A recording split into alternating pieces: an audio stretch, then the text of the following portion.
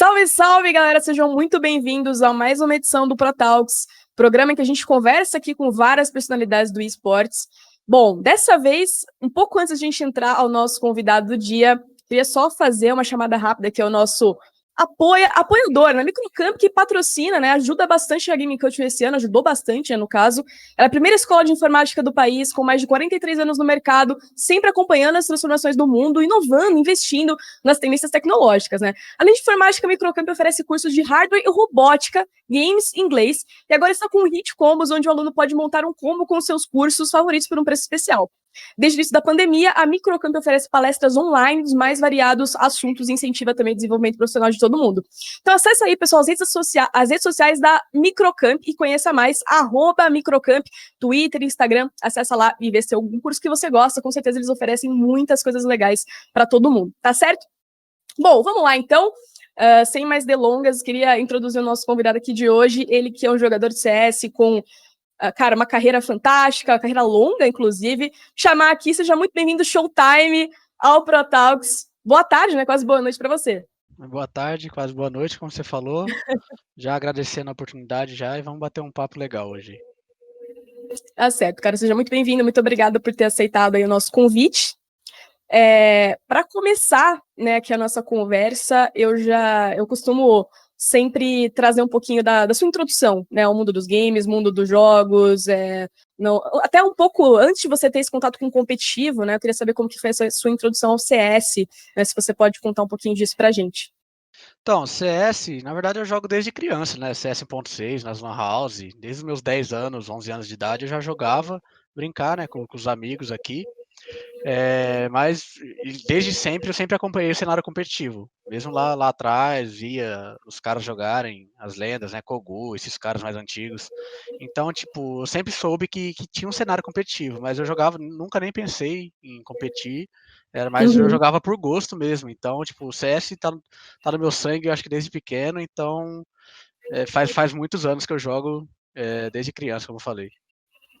Foi o primeiro jogo, assim, que você lembra que você jogou, assim, foi o CS? Ou você jogava alguma coisa antes, console, alguma coisa assim? Eu jogava videogame, né? Eu gostava de jogar futebol no videogame. Então, tipo, meio que alinhava os dois. No videogame eu jogava futebol e no computador eu jogava CS. Eu não tinha computador em casa, eu ia pra Lan House, então eu meio que mesclava entre um e outro. Mas eu Uhum. acredito que o CS foi, tipo, o primeiro, assim, que eu, nossa, comecei a jogar assim. E então, desde sempre eu jogo aí. E como foi para você essa entrada no competitivo, né? O momento que você se viu como um jogador profissional. Você tinha a intenção de fazer faculdade e levar o CS como hobby para ver o que dava? Como que foi isso? Ou você já pensava assim, não, quero ser um jogador profissional mesmo, vou batalhar para isso? Como que foi essa história? Então, em 2014 eu já tinha um timezinho com os amigos meus, que a gente montou assim, porque a gente já jogava junto, inclusive o Tifa, que é outro jogador profissional que tá aí no cenário até hoje. Então a gente tinha um timezinho aqui, ele é da minha cidade, ele é meu vizinho praticamente. A gente tinha uns amigos na internet aí, que sempre jogava junto. A gente decidiu montar uns times para jogar os campeonatos menores, né? Os campeonatinhos que valia, sei lá, um mousepad de premiação, essas coisas. Então, tipo, a gente já jogava junto há um tempo, aí a gente começou a se destacar no cenário e tal, a começar a bater nas equipes consideradas grandes. A gente começou isso no final de 2014. E em 2015 a gente se consolidou como um dos 3 melhores times do Brasil na época. A gente só perdia eu lembro, pro Pacabum, né, na época, que era o time do Fallen, do Fer, Henrique, Lucas, e se eu não me engano, pro TD. Eles eram muito bons. Na verdade, a gente era top 4 nessa época. Então, tipo, depois teve as mudanças todas, eles viraram Cade, depois virou Dexterity, teve outro time que virou Dexterity, enfim, a gente virou top 3 do Brasil na época e a gente era RK. E a gente foi se destacando, a gente só batia na trave quando a Cade foi para fora e tipo, a gente só perdia pra Dex, a gente ficava em segundo todo o campeonato. E em 2015 que foi quando surgiu a oportunidade mesmo que foi, eu acho que a gente vai falar mais pra frente desse assunto, que eu pedi pra minha mãe, que foi logo que eu terminei o colégio, né, eu tava com 17 anos na época, que eu pedi para minha mãe um ano para eu tentar me tornar profissional, se depois de um ano não der certo, eu ia fazer uma faculdade, uma coisa do tipo. E aí, como que foi a reação da sua mãe? ela não gostava, tipo, ela achava que jogar era meio que coisa de desocupado, que, enfim, ela não curtia, enfim, ela não ficava enchendo muito meu saco, eu já era grande, né, então, tipo, meio que já sabia o que eu estava fazendo, mas, enfim, eu pedisse um ano para ela, que eu ia tentar de todas as maneiras, e se não der certo, enfim, eu ia estudar, sei lá, fazer alguma coisa da vida. Então você acha que ela, tipo, aceitou, mas meio naquela, assim, tipo, É. nem eu, vai, vamos ver, né? Vamos ver o que Tipo, vai não dar. não botou muita fé não, mas me deixou eu tentar pelo menos, né. Ah, que bom, cara. Pelo menos, né, você conseguiu uma chance aí. E uma chance Sim, que deu muito deu certo, né? certo, Pô, deu valeu certo. muito a pena. Então, como chama sua mãe? Janete. Janete com certeza está muito orgulhosa aí, meu filho. Mas vamos falar um pouquinho agora. Bom, as suas primeiras equipes, né? Como que foi esse um ano aí que você acabou pedindo para tua mãe? Imagino que você deu sequência, foi atrás. O que aconteceu nesse um ano que você pode dizer pra gente? Seus companheiros dessa época eu também quero saber um pouquinho, né? O que você puder trazer aqui de informação nessa época. Então, nessa época, a nossa line-up do RK, que era o time que já a gente era meio que semi-profissional, né, na época, que foi o meu primeiro time semi-profissional, era eu, PKL, Tifa, GHX e o Nex, que atua na PEN hoje em dia. PKL e Nex são da PEN. E nessa época a gente, como eu falei, a gente só batia na trave, a gente era top 2 no Brasil, porque a Kabum Cade já tinha ido para fora. Então a gente só batia na trave, que foi quando teve mais uma mudança que a Dex chamaram o Coldzera para o LG, né, que seria que eles iam mudar de organização também. E foi quando a Dex me chamou isso em 2015. Aí logo já teve a Golden Chance, enfim, foi tudo muito rápido. Então, tipo, o tempo de eu ter terminado os estudos e o tempo que eu pedi para minha mãe foi questão de, tipo, sei lá, 4 meses e já começou a vingar a coisa. Entendi. Bom, vamos falar um pouquinho do quinteto aí da NTC, né? Você, o FNX, o Lucas, o En, o Taco, vocês ganharam a Golden Chance, né? Como que foi participar, né, desse projeto? Foi a sua primeira viagem para fora para jogar? Vocês foram para os Estados Unidos? Como que foi isso? Você falou que até então vocês estavam batendo na trave. E nesse momento, como que foi? Então, na verdade é o seguinte, a gente ficou sabendo da Golden Chance que ia ter acontecer, eu era do RK na época, Uhum. e praticamente, enfim, com todo o respeito que a gente tinha na época às outras equipes que tinha, a final seria RK e Dex, né, que depois virou NTC. E Aham. nessa época rolou essas mudanças de line-up. E a Dex, até então era a Dex, o Coldzera saiu, eles me chamaram pro time. Eu achava o time deles muito melhor que o nosso na época, tanto que a gente só batia na trave, a gente não ganhava nunca deles, só ficava em segundo, segundo, segundo. E eu aceitei pro time dos caras. Eu lembro que na época a galera do meu time ficou bem chateada comigo, eles nem conversavam comigo em campeonato quando se encontrava. E eu aceitei pro time dos caras. Aí foi quando virou não tem como, porque para participar da Golden Chance, a gente não poderia ter uma organização. Tipo assim, tinha que ir free agent, como fala hoje em dia, né? Uhum. Porque o campeão da Golden Chance assinaria com a Games Academy. E eu lembro que foi um campeonato muito difícil. Tipo, eu lembro que a final, que foi contra o RK, contra o meu ex-time, não tinha nem tempo de treinar direito. A gente jogou mais no pugzão. E, tipo, cara, eles jogaram muito bem. Eles nunca tinham jogado tão bem comigo lá no time, igual eles jogaram essa final. Foi muito difícil o jogo. Foi, tipo, foi melhor de 5 a final, eu lembro até hoje. Foi 3-2, 5 mapas pegados assim, que eu lembro que eu tava tremendo mais que sei lá o que. E, enfim, mas deu tudo certo, a gente ganhou esse campeonato, a gente foi a primeira viagem internacional. Eu não tinha nem passaporte, depois que a gente ganhou esse campeonato que fui fazer meu passaporte. É, então foi a nossa primeira viagem para fora, não tinha nem mês, se tivesse um mês de time era muito, não tinha nem treinado direito. A gente começou a treinar mesmo quando a gente viajou para fora. Entendi. E como que foi essa viagem? Você acha que foi muito produtivo? O que vocês acabaram aproveitando lá? Cara, foi muito legal. Todo mundo na época cheio de vontade. Eu lembro que a gente chegou nos Estados Unidos com essa line-up a gente ficou acho que 3 meses só. Mas, cara, a gente se dedicava o dia inteiro, era 12 horas de CS por dia. Eu lembro que a gente chegou na época de calor lá no verão, na Califórnia, 45 graus e ninguém nem aí com o calor, só jogando, só jogando. A gente se dedicava bastante. Eu acho que talvez foi o time mais dedicado que nesse período de 3 meses, porque todo mundo tava querendo se tornar profissional. A gente tinha, vai, estadia, alimentação, tudo paga, só que a gente ainda não tinha um salário. E todo mundo queria, tipo, cara, buscar algo a mais. E vencer, obviamente, se consolidar no cenário mundial. Então todo mundo se dedicava absurdamente e era fome de CS, sede de CS, tudo envolvia CS. Bacana. Agora, avançando um pouquinho, né? Como que foi a saída do Taco da FNX para LG e vocês encontrarem os seus substitutos a esses lugares, né? Que lugares para Sim. jogadores bem importantes, né? Então, como eu falei, foram pouquíssimos meses lá fora. A gente, com essa line-up, a gente ficou 3 meses, eu acho. Foi quando rolou outra mudança no time do LG. Na época, que era o melhor time brasileiro. E eles eram vizinhos nossos, moravam na casa da frente, lá na Califórnia.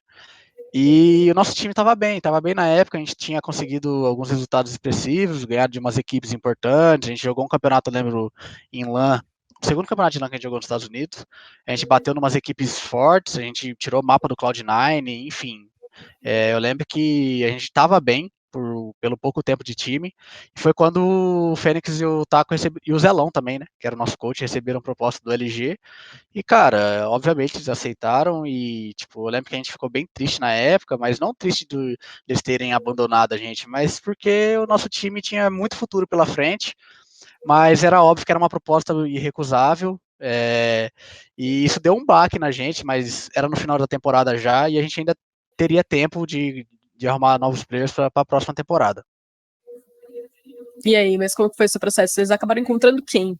Na verdade foi o seguinte, quando rolou essas mudanças, a gente, como eu falei, a gente morava do outro lado da rua dos caras, eram vizinhos. A gente. Eles chegaram de uma viagem, o LG na época, eles tinham jogado uma IEM, eu acho que. Não sei se foi em São Francisco, alguma coisa do tipo. E eles voltaram de viagem, foi quando rolou tudo, as propostas e tal. E eu lembro que o Boltz e o Steel iam sair do time na época. E automaticamente a gente queria os dois. A gente não pensava em outros jogadores na época. A gente atravessou a rua, eu lembro, eu, o Lucas e o Henrique, para conversar com os caras. O Boltz, ele estava meio triste, né, obviamente, com a saída dele. Ele falou que ia pensar e tal, que ele, como eu falei, era final de temporada, ele ia para férias e tal. Só que o Steel falava que ia parar de jogar a todo momento. O Steel falava, cara, ele agradecia a proposta e tal, de jogar com a gente, mas ele falava que ele ia parar de jogar, então que ele não viria pro time. O Boltz falava que ia pensar, então o Boltz a gente já meio que sabia que ele viria pro time. Foi aí então que a gente foi atrás de outras opções. A gente, na época, tinha o Phelps e o Destiny como opções para ocupar a quinta vaga. O Destiny foi a primeira opção, só que o Destiny não quis sair do time dele. Ele estava meio que enrolando, meio indeciso, e a gente estava com pressa quando a gente foi falar com ele. E foi aí que a gente chamou o Phelps. Inclusive, foi, acho que a melhor. A gente acertou em cheio ter chamado o Phelps.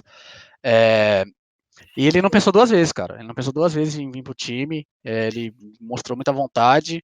Foi aí que ele aceitou e o Boltz logo em seguida já. Com o Phelps aceitou ainda primeiro que o Boltz na época. E ele aceitou também o Boltz, viu que o Phelps viria. E a gente tinha um time forte no papel, então eles aceitaram a gente reformar o time, né? Bacana, bacana. Pelo menos acabaram suprindo aí também com bons jogadores, né? Sim. O período. Agora fala um pouquinho sobre o período na Tempo Storm, né? O seu contato profissional e o título também que consagrou. A Tempestorm, a gente entrou na Tempestorm, acho que 3 meses com essa line-up, a gente ia, 3 ou 4 meses, se não me engano, a Tempestorm já veio atrás da gente para comprar a gente da Games Academy. Foi coisa rápida a negociação. O time já estava bem estruturado, na época que a gente virou Tempestorm, já era um time muito forte no NA. A gente era mais forte até que o time anterior, com a line-up com o Fênix e com o Taco. O time encaixou muito bem. Tanto que a gente conseguiu algumas vagas importantes para IEM, para o qualificatório do Major, para DreamHack Masters, e, tipo, na época era uma vaga para o NA. A gente tinha que ganhar de Liquid, Cloud9, CLG, os times tops na época, que só não eram melhores que o LG. De resto, eles eram, enfim. E era muito difícil os qualificatórios, só que o nosso time estava muito bem encaixado, todo mundo com vontade, a gente estava muito bem e a gente conseguiu todas as vagas possíveis. E foi aí que a gente foi jogar um outro campeonato, que foi essa CEFO, que a gente recebeu um convite. A gente estava num bootcamp na Suécia, se não me engano. Entre um campeonato e outro, e a gente recebeu um convite para disputar a CEVO, que era na Inglaterra. E a gente aceitou, era um campeonato com vários times bons também. E foi onde a gente conseguiu o nosso primeiro título de certa expressão com o time. A gente conseguiu, na semifinal, a gente ganhou do Virtus.pro, que pra mim foi um jogo muito marcante. Tipo, foi aí que caiu a minha ficha de, tipo, pô, olha onde que eu cheguei, né? A gente ganhou do. Esses caras são lendas até hoje, mas Uhum. até meses atrás eu assisti os caras e jamais imaginava, sei lá, tirar uma foto com os caras, pedir um autógrafo. E, tipo, a gente ganhava uma semifinal de um campeonato, uma melhor de 5, contra uns caras que já eram campeões de Major. E na final, que foi um pouco mais tranquilo que a semi, foi 3-1 pra gente na final, contra a ex-equipe do SK Game dinamarquês, né? Que era uma line-up também forte, com Magisk, que hoje é do Astralis, o próprio Glaive, se não me engano, também era do time, enfim, vários jogadores importantes. E, cara, foi aí que caiu a ficha, mas na semifinal que de verdade, tipo, eu falei, nossa, que legal, que da hora que eu tô vivendo. E afinal, a gente meio que já. Não que a gente sabia que a gente ia ganhar, a gente entrou mais confiante e mais tranquilo que, tipo, não vai escapar esse título da gente. A final foi na semi. Foi muito bacana esse campeonato, só tenho ótimas recordações dele. E é isso. Cara, agora uma curiosidade pessoal aqui, como que é você ter essa experiência de jogar contra os melhores lá fora, né? Acho que é difícil, deve ser difícil para um jogador explicar isso, eu sei, mas como que é, tipo, tá jogando contra os melhores aqui e de repente você tá jogando contra os melhores lá fora? Tipo, tem alguma diferença, assim? Você sente alguma coisa diferente quando você tá lá no stage, você tá contra esses caras? Como que é para você?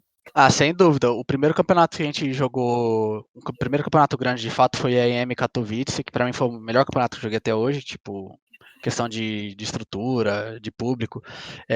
Cara, a gente entrou numa arena pra jogar com 15 mil pessoas assistindo a gente, tipo, aquela imensidão de gente e, tipo, a gente olhava assim pelo, pelo vidro do palco e, tipo, via milhares de pessoas ali, tipo, na hora você para e pensa, caramba, o que, que eu tô fazendo aqui, né? Mas tem muita diferença, sim, do cenário daqui para lá. O nível lá, assim, de fato, é muito alto, comparado com aqui, mas aqui também melhorou bastante já. Cerca de 5 anos atrás, o cenário tinha, sei lá, 2, 3 equipes aqui. Agora ainda posso falar 10 times aqui para você, se quiser, que, enfim, é aquilo que você falou, tipo, indescritível, eu diria. Só sentindo mesmo na pele pra ver como que é, né? E assim, outra curiosidade que eu tenho, no LoL a gente fala que entre o Brasil e outras regiões, assim, existe um gap mecânico, mas também de conhecimento do jogo. Se você tivesse que avaliar, por exemplo, o gap que muita gente diz que existe, né, um certo gap entre times brasileiros, hoje em dia você falou que melhorou bastante, mas se você tivesse que avaliar no CS o gap que existia, né, ou ainda de certa forma existe entre o nível brasileiro e o nível de fora, até que vários jogadores, né, vários times foram até jogar lá fora para melhorar, né, para evoluir. Qual que você diria que seria esse gap, né? Essa diferença? Ó, eu acho que, tipo, além do gap não só de nível, tem o gap de, tipo, lá fora tem muito mais campeonato que aqui. Eu acho que isso é uma Uhum. das justificativas pro cenário ser mais evoluído. Toda hora tem. Aqui ainda tem, agora tá tendo bastante campeonato, mas lá tem muito mais, tanto na América do Norte quanto na Europa, principalmente. Eu acho que a Europa talvez é a Ásia pro LoL, enfim. É, e no CS a Europa é o centro. Eu acho que esse é um ponto muito importante. O tanto de campeonato que tem. Tipo, vários campeonatos que Tier 1, enfim, os Tiers 4, 5 já é muito alto, imagina o Tier 1. Então eu dou uma importância muito grande para a quantidade de campeonatos, mas eu colocaria tipo assim, daqui para o NA não tem tem uma diferença sim, de nível técnico, mas não tem tanto do que daqui para a Europa. Daqui para a Europa é incalculável, eu acho, esse gap que você falou, mas daqui para o NA não vejo tanta diferença para as equipes do NA. Mas de fato tem.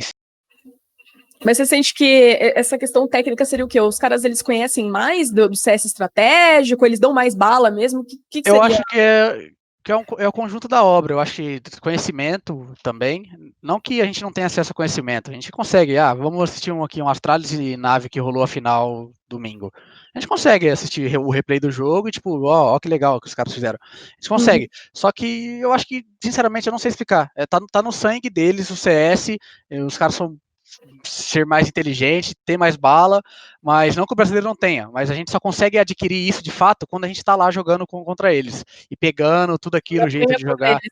Exatamente, a gente só aprende apanhando, não tem jeito, não tem Mas jeito. é Não, verdade, né? não teve um time daqui, e eu acredito que nunca vai ter, que sai daqui, opa, eu ganhei um campeonato, nunca tive uma experiência e já tô chegando ganhando. Não, nunca teve e não vai ter.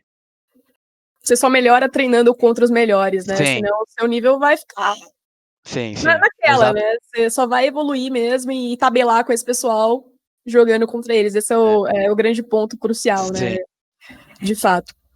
Cara, vamos avançar um pouquinho aqui então, Showtime. Eu vou perguntar para você agora sobre 2016, né? Você a Immortals ganhou da NiP numa final da DreamHack na casa deles. A NiP contava com grandes nomes como Get Right Forest. Explica o sentimento pra gente dessa conquista. Como que foi para você na época?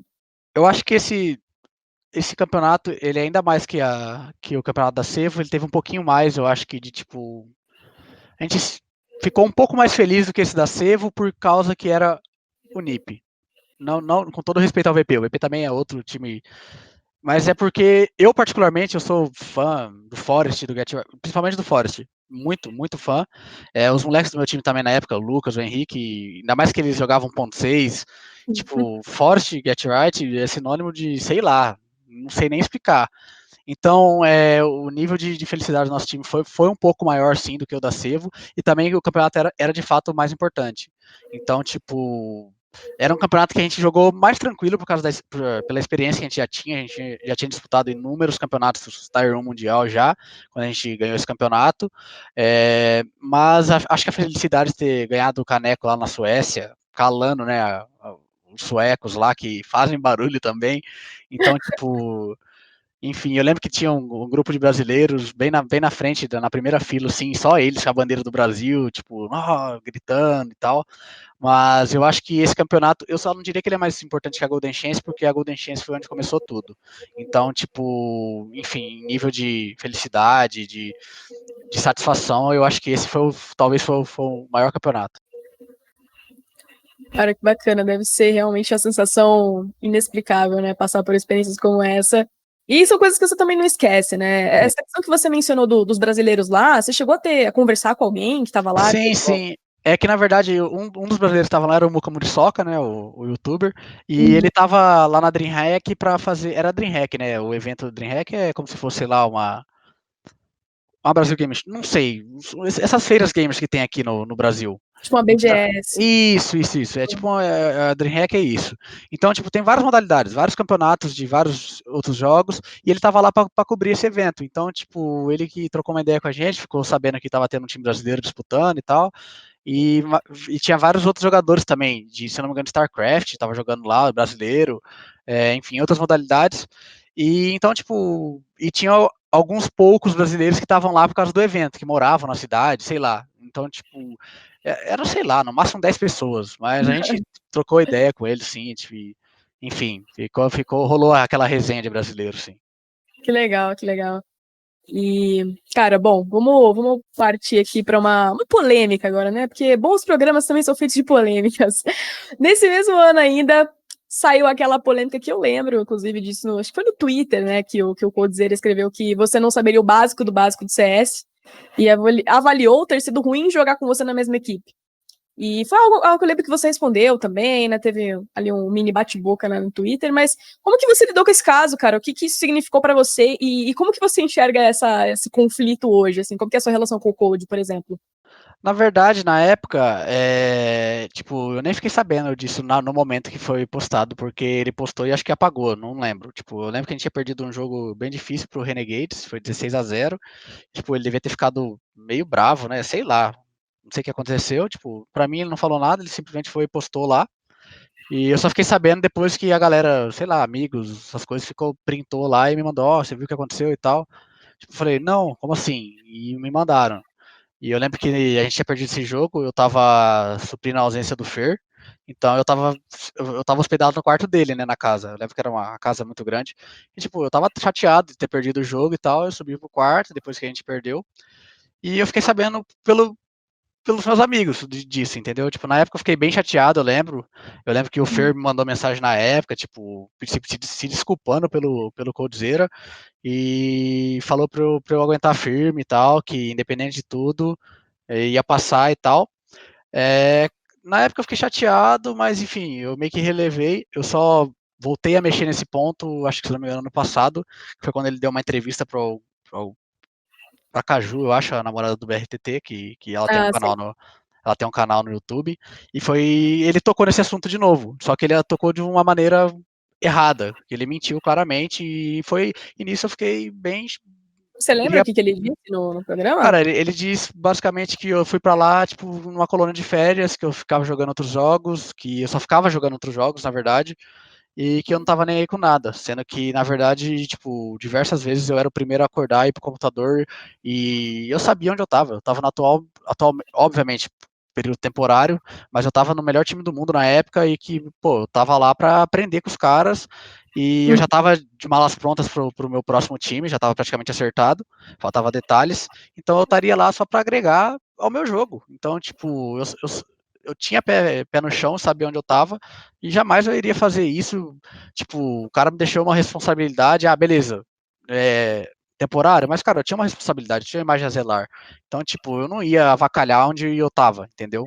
uhum, Eu não fui pago para isso, foi por vontade minha que eu tive. Ele ofereceu a vaga dele para, você quer lá e tal. Eu falei, não pensei duas vezes em aceitar. Eu sabia da oportunidade que eu tinha na mão.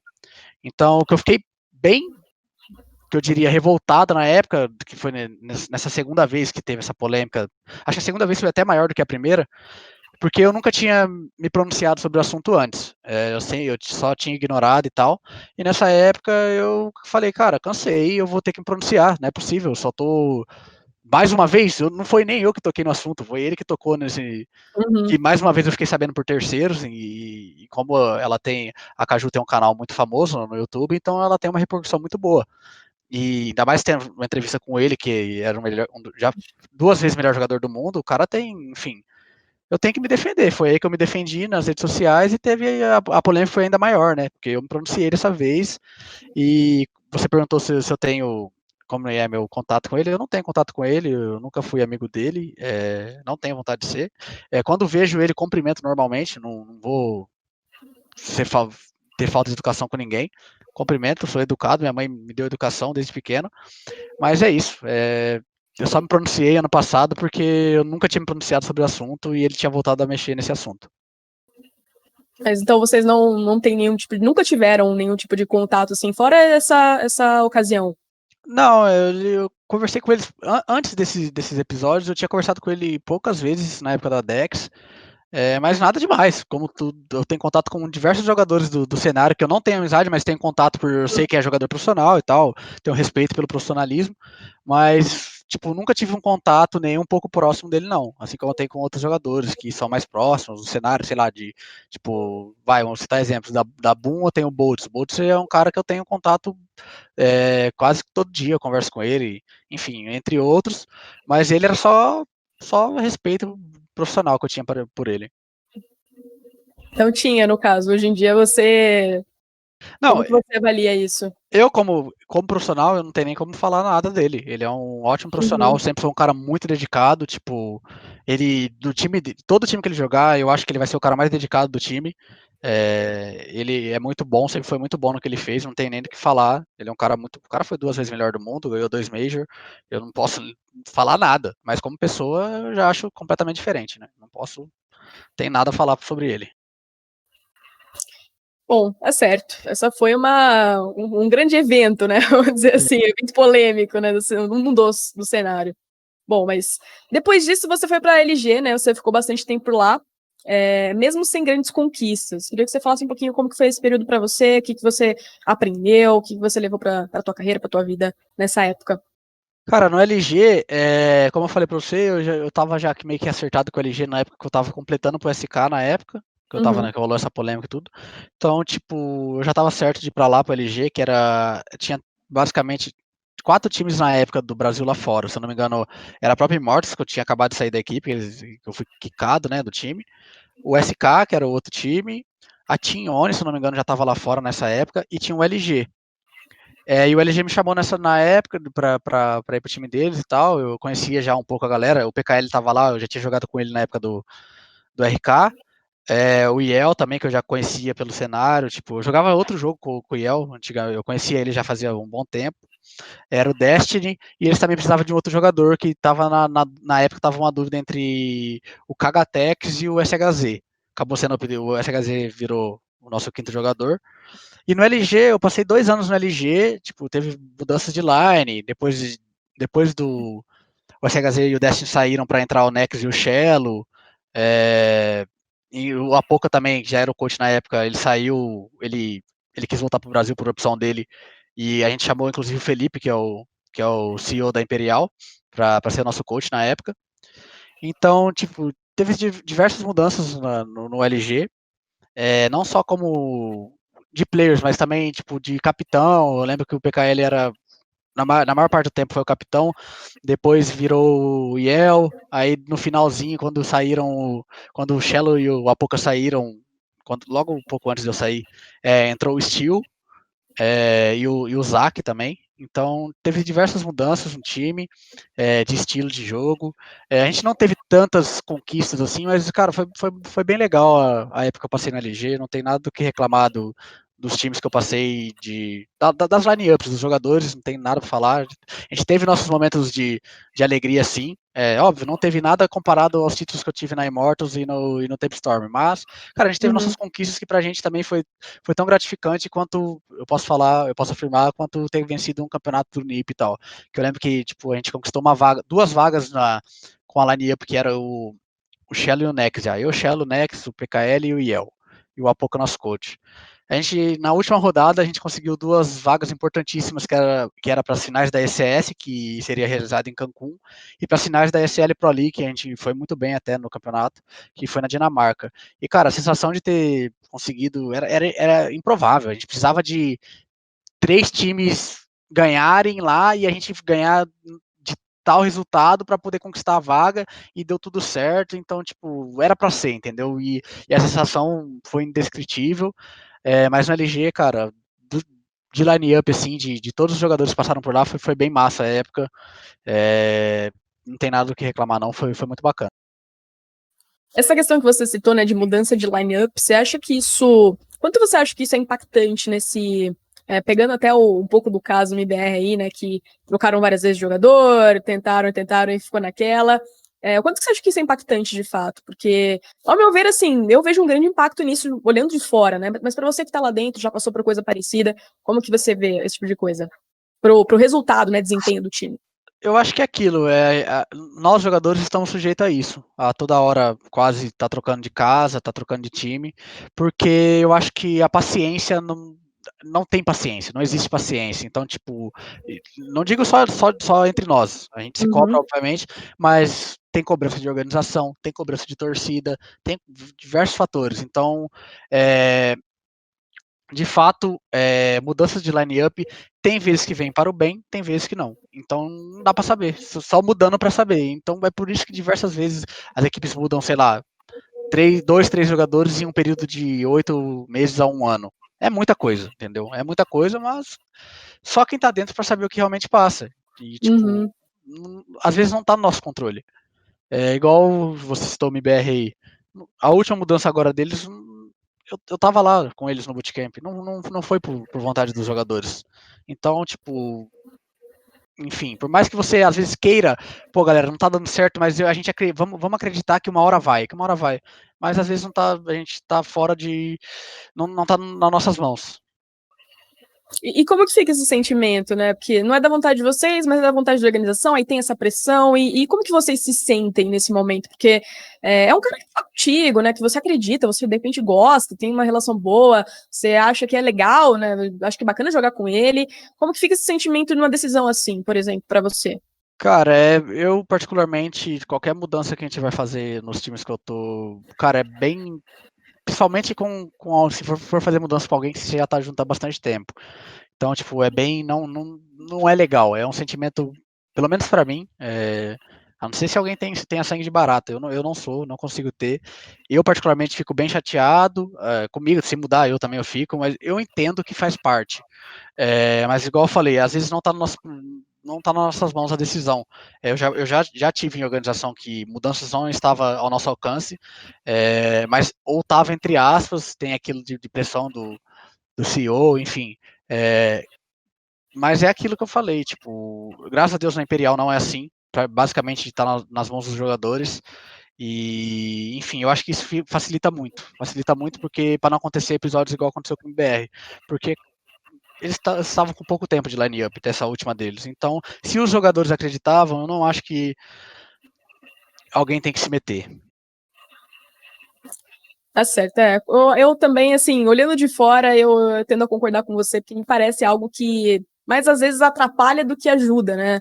Às vezes o que você precisa é sentar e conversar e não necessariamente fazer uma mudança brusca, né? Nem nada assim, e acaba às vezes afetando ali até o mental dos jogadores que estão ali, acabam ficando tristes, né? As coisas têm que mudar de uma maneira completa, então é uma situação realmente complicada aí da rotina de vocês.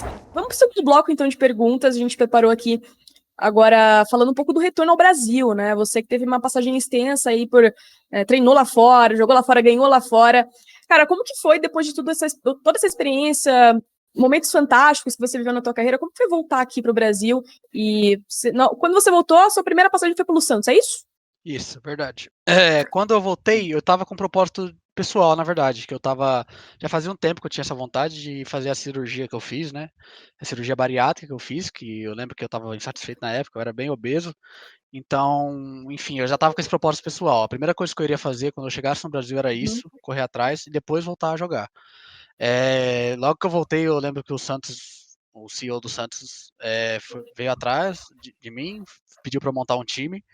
E tinha ideia de alguns jogadores também. Eu tava sem ideia na época, porque eu tinha acabado de chegar aqui, eu tava por fora do cenário, de fato, não acompanhava muito aqui, acompanhava os melhores times, só que na época não era possível pegar os melhores jogadores dos times daqui da época. Então, meio que eu e ele montou o time. Foi o Santos a primeira passagem, foi pouco tempo, não sei nem se eu cheguei a completar 2 ou 3 meses no time, por diversos Uhum. problemas que a gente teve. Enfim, eu não acho legal ficar falando aos certos problemas aqui, mas disparado foi. Pode ser que tenha mudado hoje em dia, mas a pior organização que eu já tive, porque, enfim, diversos problemas. E foi por isso que não deu certo. Eu pedi para sair logo em seguida. Foi aí que eu fui para Imperial, minha primeira passagem.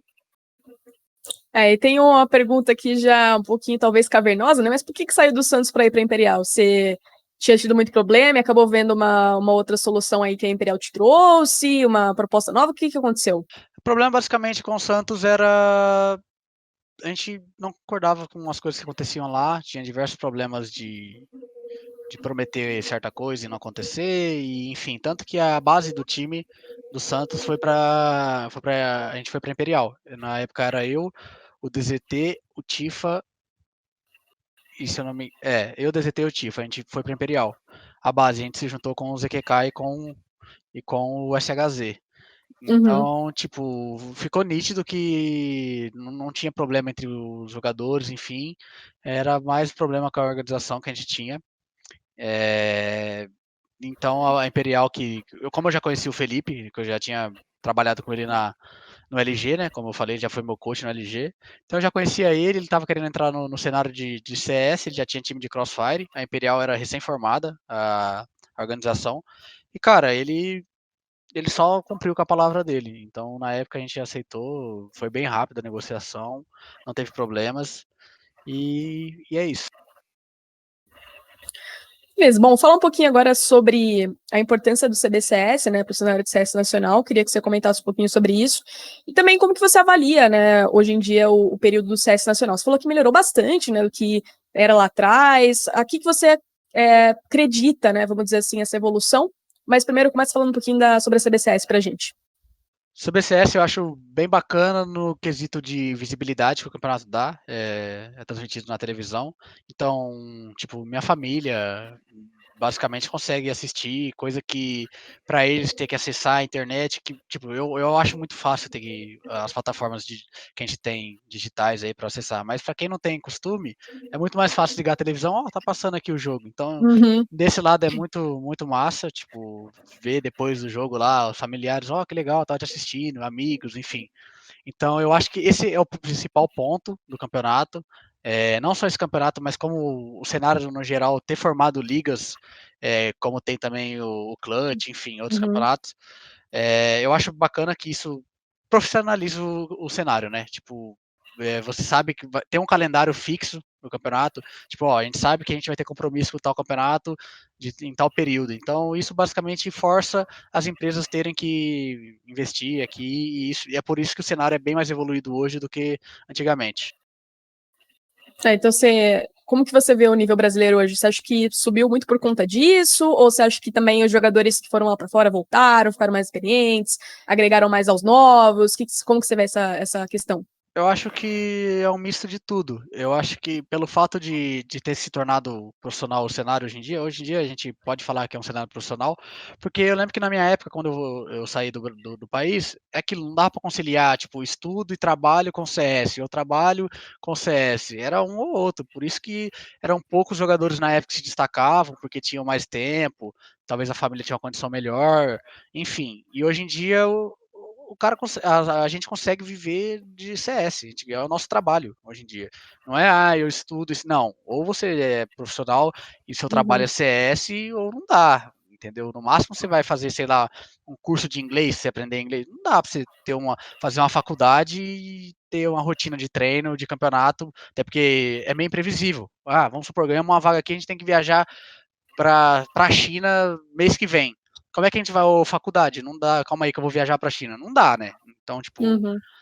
enfim, hoje em dia dá pra, é uma profissão, a gente leva como profissão e é o nosso trabalho, né? Você acha que hoje em dia seria mais fácil explicar para os pais, assim, um menino novo, explicar, pô, ó, tem um cenário aqui, ó, com calendário, o campeonato brasileiro bonitinho, né? É mais fácil de explicar que você quer fazer isso. Nossa, é muito mais fácil. Tanto que eu, particularmente, já conversei com diversos pais, diversos, Sério? tipo, manda mensagem, ô, tem como você mandar um áudio aqui pra minha mãe, ou pra ela ver, tipo, já aconteceu isso várias vezes. E, tipo, o fato de, como a gente tava falando agora há pouco do CBCS, tá na TV, você liga lá na TV, olha lá, amanhã é o campeonatinho, ó o joguinho aqui, ó, participar, o campeonato do joguinho aqui que você não dá nada. Tipo, é muito. Nossa, queria eu que na minha época fosse assim, seria muito mais tranquilo, com a família, etc. Cara, imagino que sim, né? Até porque é uma questão que, por exemplo, a Riot faz, né, com os jogos dela, o LoL também, você tem esse investimento no Tier 1, Tier 2 até, né? Então você movimenta, né? Você faz os meninos quererem investir, querer seguir aquela carreira, querer se profissionalizar, né? Porque agora tem gaming office, né? Então você não precisa morar na casa, você pode ter a sua própria casa e ir lá e levar como escritório, né? Então, É, assim, é uma hoje em dia, parada anos-luz, né? nossa, né, 5 anos atrás, parece que a gente evoluiu, tipo, sei lá, 50 em 5 anos. Foi um processo muito acelerado, né, cara? É impressionante eu comparar, assim, em pouco tempo, né?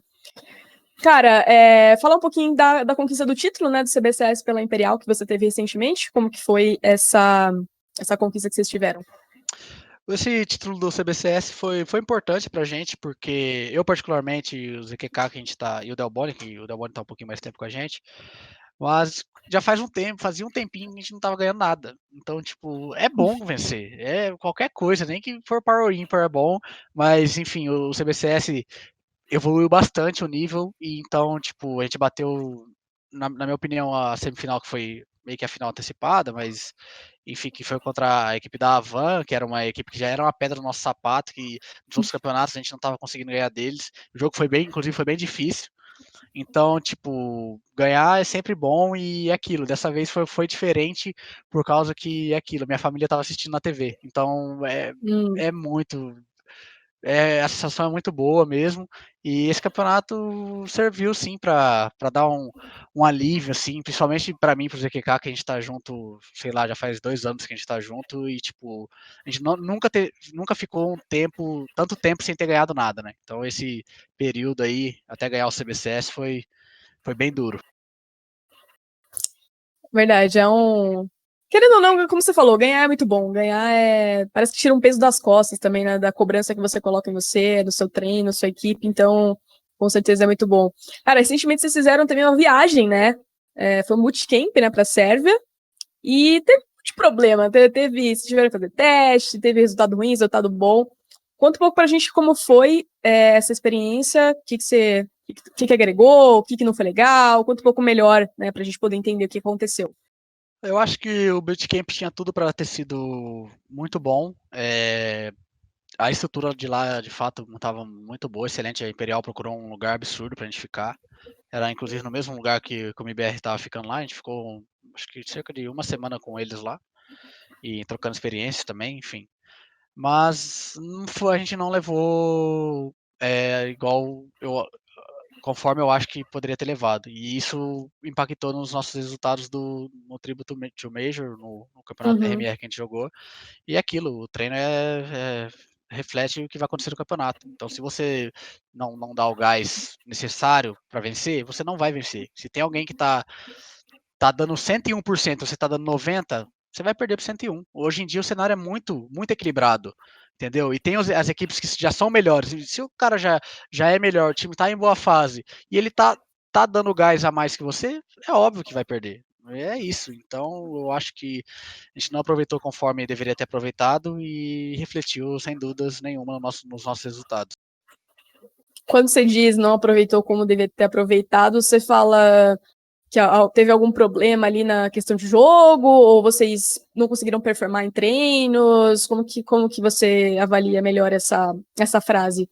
Eu acho que a gente tem vários conflitos no time atualmente, que em divergências de como jogar, enfim, outros problemas também que a gente tem. E isso acaba impactando dentro do jogo. Treinar de uma forma que nem todo mundo está alinhado para treinar dessa maneira. Enfim, várias coisas que acontecem no time que falar o português correto aqui para vocês não é legal. Tipo, é problemas que a gente tem que resolver entre a gente. Mas é aquilo. Com certeza foi errado. Todo mundo sabe que foi errado. Todos os nossos times sabem que a gente não levou a sério conforme deveria ter levado. E é aquilo.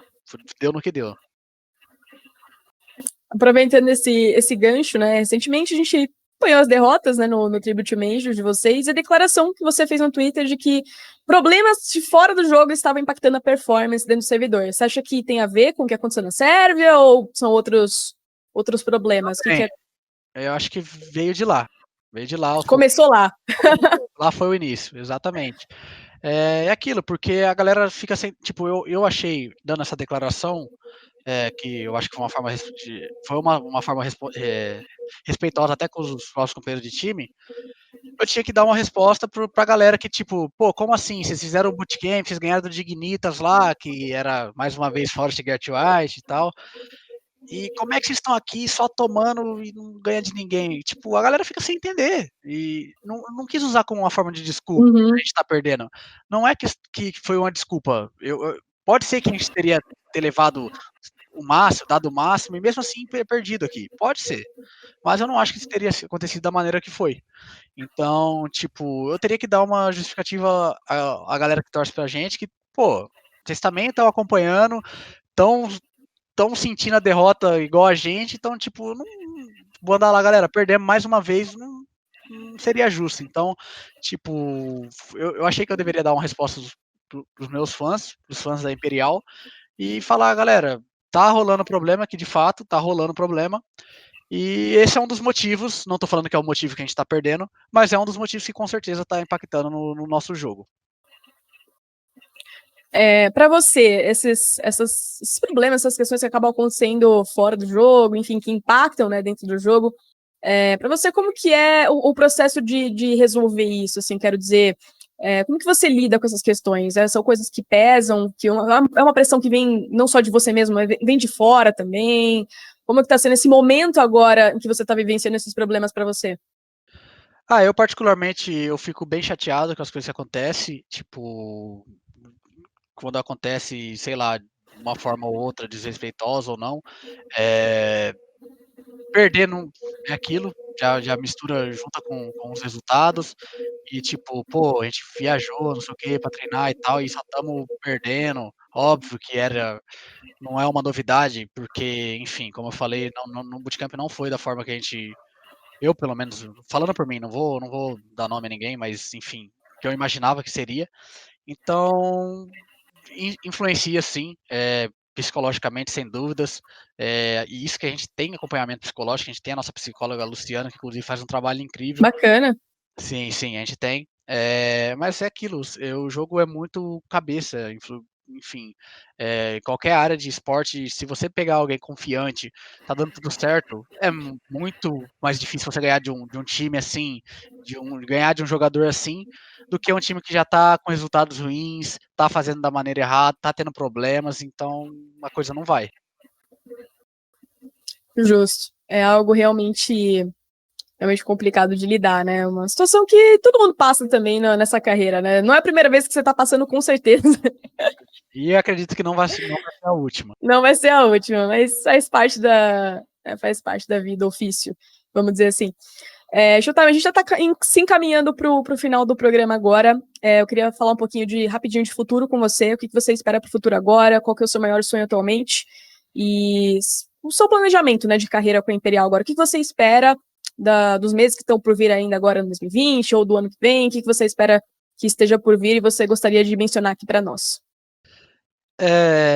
A gente tem esse ano, a gente tem mais 2 campeonatos, eu acho, para jogar, do CBCS, eu não sei ao certo. O ano já tá acabando, ainda bem, né? Esse ano complicado para todo mundo. Mas é aquilo, eu acho que para esse ano não tenho muitas expectativas mais, eu já tô com cabeça em 2021. O meu maior sonho sempre foi disputar um Major. Por que que é o meu maior sonho? Porque eu acho muito massa, tipo, você ter registrado lá o seu sticker pessoal, com a sua assinatura lá, que uma vez que você disputa, vai estar lá pro resto da sua vida. Você vai ficar lá eternamente marcado. Então, tipo, eu acho isso uma coisa muito legal e é aquilo, conforme você vai alcançando os sonhos, você vai aumentando. Eu já tive o sonho de ganhar um campeonato internacional, ganhei, tal. Esse sonho eu não tenho, não que eu não tenho mais, mas tipo assim, já Uhum. graças a Deus eu conquistei. Então, tipo, meu maior sonho hoje em dia é disputar o Major, por esses motivos. E futuramente, eu sinceramente não sei, o futuro a Deus pertence. E eu acredito que que eu vou continuar na Imperial, sim. A Imperial é aquilo, sem palavras, a organização, a estrutura é uma das melhores do Brasil, com certeza. Então, vamos ver aí o planejamento para o futuro. Eu sinceramente não sei o que vai acontecer, mas é isso. Bacana, bacana. Desejo todo sucesso nessa trajetória aí que há por vir. Mas antes a gente encerrar, uma pergunta aqui do público, né, que foi enviada pelo João Vitor, @iosted1 no Twitter, né, ele mandou. Showtime, alguma dica para quem quer ser jogador profissional? E como que foi o início da sua carreira? As coisas foram difíceis lá no início para você?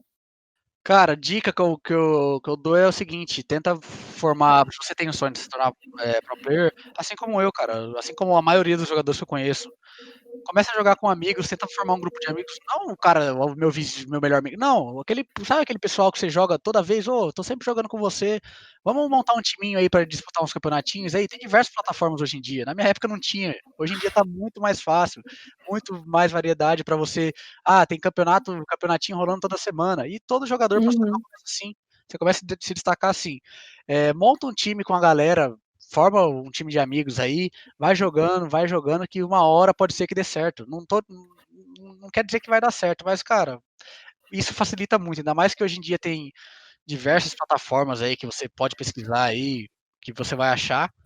Então, só fazer começa assim que uma hora pode ser que dê certo. Qual que foi a outra pergunta mesmo? Foram 2 perguntas. Se no início da sua carreira você teve muitas dificuldades para começar como pró. Com certeza, com certeza. Primeiro era dificuldade financeira e para jogar CS, cara, de fato você precisa ter uma máquina muito boa, um monitor muito Hum, bom, um mouse, tudo tem que ser muito bom. Então, tipo, o CS exige sim que você invista. Infelizmente, não gostaria que o jogo fosse mais mais acessível. exatamente. Então, tipo, não é, infelizmente não é. Isso é uma barreira que eu enfrentei também. Outra barreira que eu acho que hoje em dia, a gente já falou sobre isso, que tá mais fácil, é o preconceito. preconceito com da família, de amigos, não sei o que, vai trabalhar em vez de fazer isso, vai estudar. Só que se você tem a vontade, cara, você vai ter que passar por cima disso. Eu passei por isso, deu certo. Hoje em dia é minha profissão. Hoje em dia, as pessoas que não julgo as pessoas que julgavam na época, até porque, de fato, não era um cenário muito evoluído. Então elas optavam pelo mais tradicional, que é fazer uma faculdade, estudar, trabalhar, enfim. Então você vai ter que passar por cima disso, que é o principal. Mas é aquilo, hoje em dia está muito mais fácil. Se você, sei lá, pai vira para você e fala, não, vai trabalhar com isso aí não dá futuro. Pega lá, ó, como não dá futuro? Entra sei lá, no Instagram do Fallen, do Fer, ó, aqui, ó, o cara tem milhões de seguidores, ó, já ganhou o campeonato, viajou o mundo, enfim. Prova que hoje em dia é muito mais fácil do que antigamente. Com certeza. A gente estava falando, né? O cenário evoluiu, o que era na sua época, quando você começou, de longe ao que é hoje, né? Hoje é muito mais tranquilo, você simplesmente liga a TV, tá lá passando, né? Tem clutch também, tem muita coisa rolando e muita coisa por vir ainda, né? O esporte vai crescer cada vez mais. Showtime, foi um prazer enorme receber você aqui. Queria te agradecer imensamente por ter aceitado o nosso convite e pelo bate-papo, tá? Então, muito obrigada. Pode se despedir se quiser. Eu que agradeço a oportunidade. No começo já falei, já estava agradecendo a oportunidade mesmo antes de começar. Eu agradeço a oportunidade aí por estar participando. E é isso. Até a próxima aí, que provavelmente futuramente, se Deus quiser, a gente vai estar batendo papo de novo aí. Agradeço a Imperial que está nos apoiando aí. E é isso. Com certeza, muito obrigada. E você que acompanhou esse programa e gostou, né, de receber o Showtime aqui, de ver tudo isso com a gente, fica ligado porque terça-feira que vem tem mais. A gente deve publicar ainda o programa com o Leco, tá? Não foi esquecido, não. A gente vai gravar o programa com o Leco e vai postar também aí no canal no YouTube. E terça-feira que vem tem mais convidado. Então, se você quer saber quem que vai vir para cá, @gamingculture nas redes sociais, entra lá, fica ligado no que eles vão postar, porque eles sempre revelam para vocês aí em primeira mão o nosso convidado. Beleza? É isso, galera. Espero que vocês tenham gostado e muito obrigado. Gaming Culture BR, desculpa, o Thiago tirou. Mas é isso, pessoal. Muito obrigada. Tchau, tchau. Aquele abraço.